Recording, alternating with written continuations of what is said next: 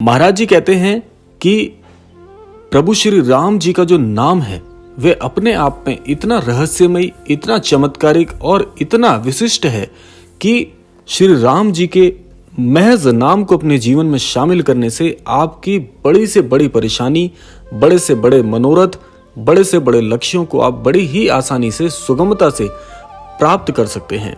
लेकिन इसके लिए आपके जीवन में कुछ नियमबद्ध तरीके से आपको कुछ नियमों का अनुसरण भी करना होगा और साथ साथ अपने जीवन में इस लय को लेकर आना होगा। तब जाकर आप अपने जीवन में बहुत कुछ अर्जित कर सकते हैं। वह चाहे ज्ञान हो, चाहे अर्थ हो या किसी भी प्रकार की उपलब्धि हो, बहुत ही सुगमता से आपको प्राप्त हो जाएगी। नियमित रूप से पूजा पाठ करने वाले भक्तों के साथ एक चीज और होती है जो कि बहुत सामान्य है। आज उसका कारण भी समझ लेते हैं और यह भी जान लेते हैं कि वो कौन सी बात है जो कि बड़े दिव्य स्वरूप में हमारे साथ घटित होती है। जब भी हम अपने मंदिर स्थान पर अपने इष्ट की आराधना करने बैठते हैं तो बहुत से लोगों को मन में एक ऐसा भाव आता है कि जैसे हमें उपासियां आ रही हो। तो यह भी एक बड़ा ही दिव्य और सकारात्मक प्रभाव है।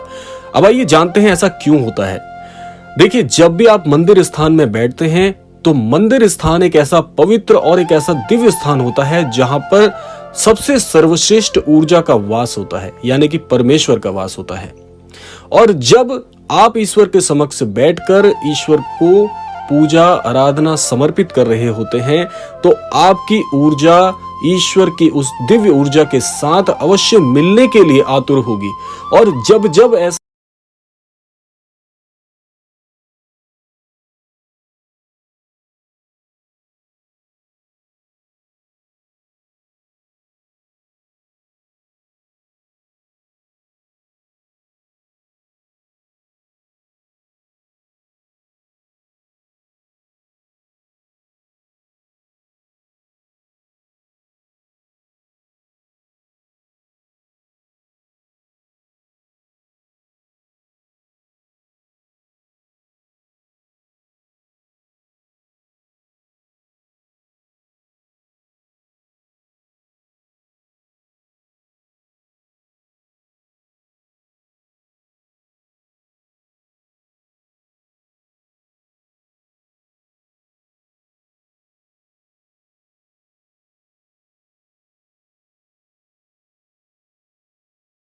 बाबा नीब करोरी, जिन्हें हनुमान जी का अवतार माना जाता है, एक अवसर पर बाबा कुछ भक्तों के साथ हनुमानगढ़ नैनीताल की यात्रा कर रहे थे।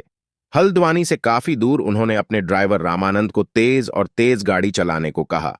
काठगोदाम और ज्योलिकोट के बीच एक सुनसान जगह पर बाबा ने ड्राइवर को कार रोकने का आदेश दिया। पास के जंगल में एक महिला अपने बेटे के शव को लेकर रो रही थी। उसकी कुछ समय पहले सांप के काटने से मौत हो गई थी। बाबा ने कहा, क्या यह तुम्हारा इकलौता पुत्र नहीं था? उसने हां में सर हिलाया। बाबा महाराज ने कहा, तुम्हारा पति भी जीवित नहीं है? वह रोने लगी। तब बाबा ने कहा, तुम्हारा बेटा मरा नहीं है, तुम क्यों रो रहे हो? चुप रहो। बाबा ने अपने हाथ से लड़के के शरीर को रगड़ा और वह जीवित हो गया। थोड़ी देर बाद लड़के को होश आया।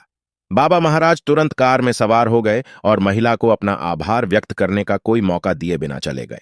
बाबा नीब करोरी, जिन्हें हनुमान जी का अवतार माना जाता है, एक दिन शेयर बाजार में सोने का सट्टा लगाने वाला एक धनी व्यक्ति बाबा के दरबार में मौजूद था। बाबा ने बातचीत के विषय के रूप में सोने का परिचय दिया और कहा, भविष्य में सोने की कीमत नीचे जाएगी। अमीर आदमी ने कहा, नहीं बाबा, ऐसी कोई संभावना नहीं है। बाबा ने कुछ कारण बताए और कहा, इसकी कीमत निश्चित रूप से कम होगी। उस आदमी ने अपना सारा सोना मामूली लाभ पर बेच दिया।